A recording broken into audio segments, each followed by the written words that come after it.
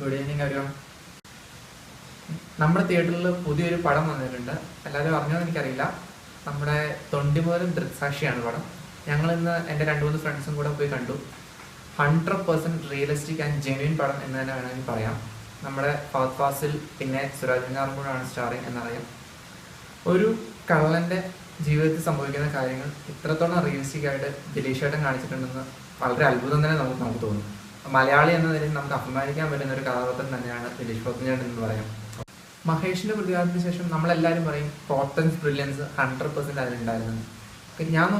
ഞാനല്ല എൻ്റെ ഫ്രണ്ട്സ് നോക്കിയിട്ട് അതിലേറെ മീൻസ് തൊണ്ടിമൂലം ദൃക്സാക്ഷിയിലും പ്രതിഫലിച്ചിട്ടുണ്ടെന്നാണ് എൻ്റെ ഒരു വിശ്വാസം. മഹേഷിന്റെ പ്രതികാരത്തെക്കാൾ ഏറെ മികച്ച ചിത്രം എന്ന് എൻ്റെ ഒരു അഭിപ്രായമുണ്ട്.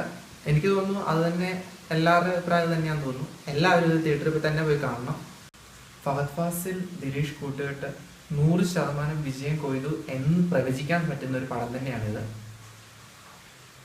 ഒരു കള്ളന്റെ ജീവിതത്തിൽ സംഭവിക്കുന്ന തികച്ചും യാദൃശ്ചികമായ നിമിഷങ്ങളെ ഏറെ പുതുമയോടും തനിമയോടും കൂടി അവതരിപ്പിക്കാൻ ദിലീഷ് ഏട്ടന് സാധിച്ചിട്ടുണ്ട്. പോത്തൻസ് ബ്രില്യൻസ് ആവർത്തിച്ചോന്ന് എല്ലാവർക്കും ഒരു സംശയം ഉണ്ടായിരുന്നു ഈ പടം കാണുന്നതിന് മുമ്പ്. 100% പറയാൻ പറ്റും പോത്തൻസ് ബ്രില്യൻസ് ആവർത്തിച്ചു എന്ന് തന്നെ വേണമെങ്കിൽ പറയാം. നമുക്ക് ഒരു സിനിമാ പ്രേമി എന്ന നിലയിൽ നിങ്ങൾ കാണേണ്ടതും കണ്ടിരിക്കേണ്ടതുമായ ഒരു പടമാണ് തൊണ്ടിമൂലം ദൃക്സാക്ഷിയും. അതുകൊണ്ട് തീർച്ചയായും എല്ലാവരും പോയി കാണണം. മികച്ച രീതിയിലുള്ള പ്രതികരണങ്ങൾ രേഖപ്പെടുത്തണം. ഞാനവിടെ അഷ്ടമിക്ക് വന്നിട്ടുണ്ട്. കണ്ണിലെ പൊയ്കയില് കുഞ്ഞലമാലയില് ഞാനോ നീനോ കാണാ തീരം തേടി പോകും പൊൻകിന തോണികളോ.